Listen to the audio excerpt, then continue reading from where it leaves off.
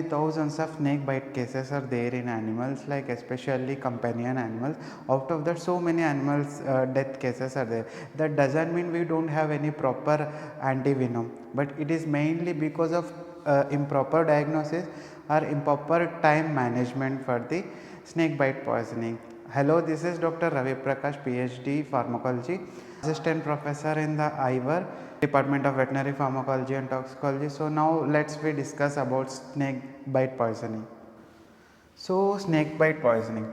In India, we'll find only three types of venomous snakes. That is one cobra, viper, and krait. So entire India will get only three types of venomous snakes. Rest all of snakes are non-venomous only. Like we'll get like so many other types of snakes that all are non-venomous. And here if you see like how to how to detect the whether it is venomous snake or non-venomous snake based on structure of snake. So first we have to see the head of snake. So here you can see the top image here. This is like when the neck and head is like same size, then it is non-venomous. And here you can see the lower diagram here, head is little broad than neck. So neck is like little small skinny neck, right? So this is like venomous. And most probably like we should not go at a stretch diagnosis like this is based on head only, whether it is venomous or non-venomous. We have to check the tail. If the tail is like blunt and the ventral scales are not improper, and it is like you can see the diagram here, these are non-venomous. And here if you see the vent scales are like very uniform, and uniform scales are there in non-venomous also, that is like polygonal shape. If you see the like straight cross line ventral scales, most probably these two are the venomous snake morphological structures. And based on fang mark also. So now like snake is not there in the premises of snake bite. So there you have to see the fang marks. If fang marks are there, like if venomous snake it having only two fangs, that is there in upper jaw. So that upper jaw will give only two dots of fang marks. So the damage is there at just two dots. So in these two images here, this condition is like venomous because fang marks are left.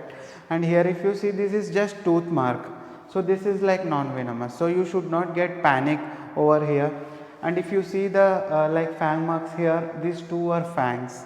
So these fangs are connected with the parotid gland. It is there inside, like parotid gland will produce venom, synthesize the venom. So the snake will deliver the venom through fangs in the process called envenomation. So this is like normal venomous fangs, and here it is like non-venomous, just tooth these are. So by this you have to like detect whether the snake is venomous or non-venomous, or like snake bite is non-venomous or venomous. Okay. So why, like if it is like venomous, if the venom entered into the body, now actually what contains this venom mainly? So first we can see like proteolytic enzyme. Like most of the 99% of the venom contains only proteins, either enzymes, because all enzymes are proteins only. So here most of the times like proteolytic enzyme which will degrade your body. Like there is like so many mechanisms are there. We will discuss some important mechanism how these clinical symptoms are occurring. So here we can see first proteolytic enzyme, hyaluronidase, phosphodiesterase, acetylcholinesterase. Okay, then hemarine. So mainly venomous snakes are two types. One is neurotoxic venom and hemotoxic venom. So in case of like here if you see the hyaluronidase is common compound, whether it is hemotoxic venom or neurotoxic venom, because the main function of hyaluronidase is it will digest the tissue where venom is entered. For example, if venom is entered here, so now hyaluronidase will act on this area, so it will digest the matrix material which is present in that area, so that your venom will like go in proper way, like transport is easy for venom. So the thing is hyaluronidase is making the path to go easily into the body. Okay. So now the next question is where, like which bite, the place of bite is very important. So here you can see the two bites, like here it is head bite, sorry, bite at near the head area, and another one is at limbs.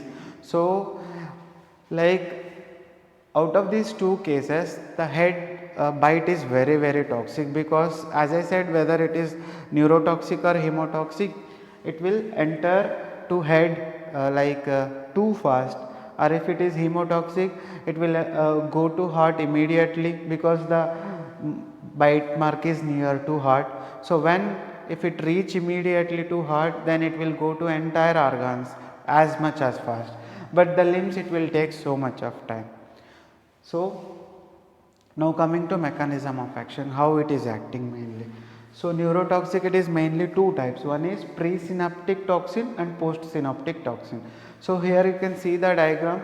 So this is like presynaptic neuron, and the small one is postsynaptic. So the neurotransmitter between these two, like this is synapse. So the transmitter between these two is acetylcholine. So now our venomous toxin, like neurotoxin, which will prevent the release of acetylcholine from presynaptic membrane. So there will be no acetylcholine. If there is no acetylcholine, there is no binding of acetylcholine to muscarinic or nicotinic receptor. So nicotinic muscular receptor, sorry, nicotinic muscle type of receptors there in muscle. So if the acetylcholine is not binding to NM type of receptor, so there will be no contraction. So most probably the clinical symptom is paralysis.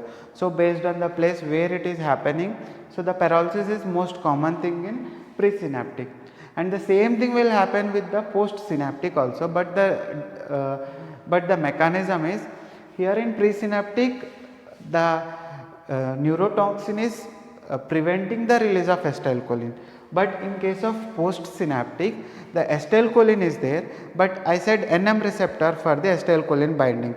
So but the thing, now your toxin will come in between these two, so it will prevent the binding of acetylcholine to receptor. So there, here also same thing, paralysis. So the most common symptom of neurotoxic venomation is paralysis.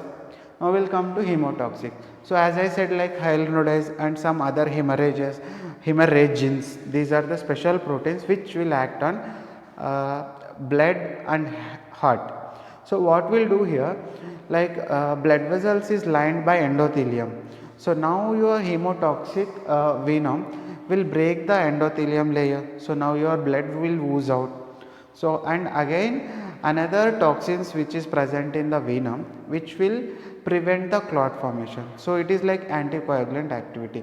So first thing, it is like not blood vessel damage, endothelium damage. So now your blood will ooze outside, and the clotting factors also won't work, because your anticoagulant activity of this hemotoxic venom. So because of these two reasons, blood will be oozes continuously.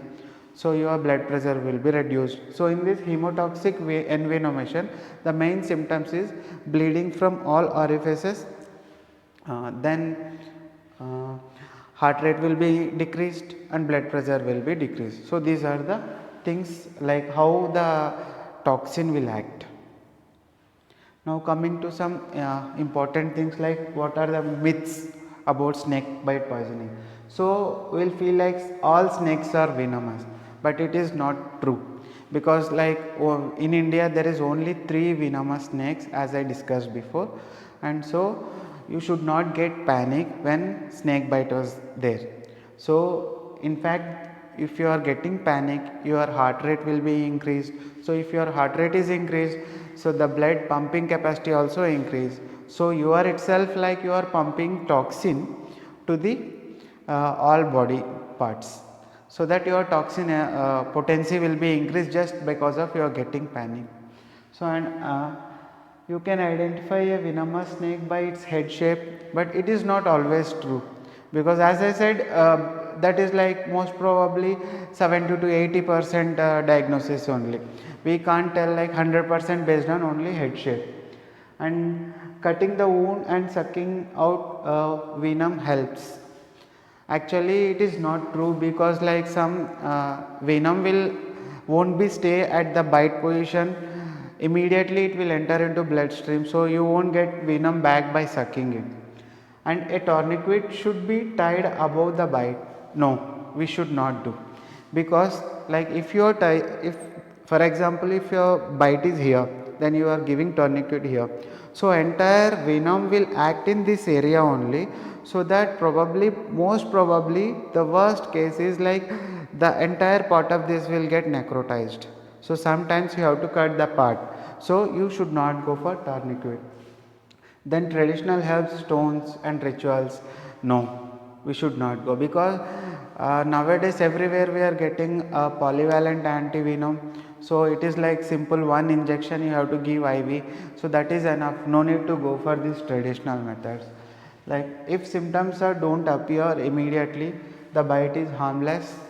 Not always, like we can identify by fang marks, and if fang marks are there, if you are not getting the symptoms, also it is not safe, because like some hemotoxics, the hemotoxins will get so much time, because it will act on endothelium, it has to break. So by the symptom, if it is neurotoxic you will get the symptoms immediately, but hemotoxic it will take little late compared to neurotoxic, so there you are not safe, so you have to go nearby hospitals. Then baby snakes are less dangerous than adults? No, not at all. So as it is like where adult snake fangs also contain venom, and the day one old snake also contain the same venom, it will give same bite also. So it will be like as per as same dangerous. And every snake bite injects venom, like most probably it's not like that, because it has to get some grip, then only there is like some mechanism that is like it won't give envenomation with the upper jaw, so it needs like proper grip, then only it can inject. So it's not like every bite injects venom. And one more thing I will tell, if snake can give 2 to 3 bites only venom, because by that time the venom will get wasted, so that it won't the fourth bite, fifth bite won't give any venom. So this is not true, every snake bite injects venom is not true. Okay, and one sip of snake venom is equal to certain day. So this is false, because as I said the snake venom contains enzymes, proteins. So if you take orally, your stomach digestive acids are there, so its pH is very less. So in that pH condition, all venom will get digested by digestive juices. So if you are taking orally, there is no proper means most probably you are safe if you are taking it orally. Okay, treatment. So now here the main treatment is you have to give polyvalent. So in India we are getting like polyvalent antivenom, it is most probably same for humans and animals also. So in this polyvalent, this antivenom contains, again it will work against like all three, cobra, kite and viper also. So this is main target, and here you have to inject, like if you are injecting 100 ml, so in that 5 to 10 ml at the injection site, and rest of the volume we have to give in slow IV. So this you have to remember, you have to give it in slow IV only. Okay, if you are getting any hypersensitivity reactions, then you have to give adrenaline. Okay, so then apart from this treatment you have to give supportive therapy also. For example, like blood pressure is reduced, then you have to give drugs which increase the blood pressure, or like heart rate also, if it is suppressed, then you have to, like in every system you have to check all vitals, according to that you have to give. And if it is like hemotoxic, blood loss will be there, so there you have to go for the blood transfusion. So this is like about snake bite poisoning. Okay, so thank you very much for watching this video. If you have any doubts, please let me know in the comment section, and we'll meet again in the next video. Thanks a lot.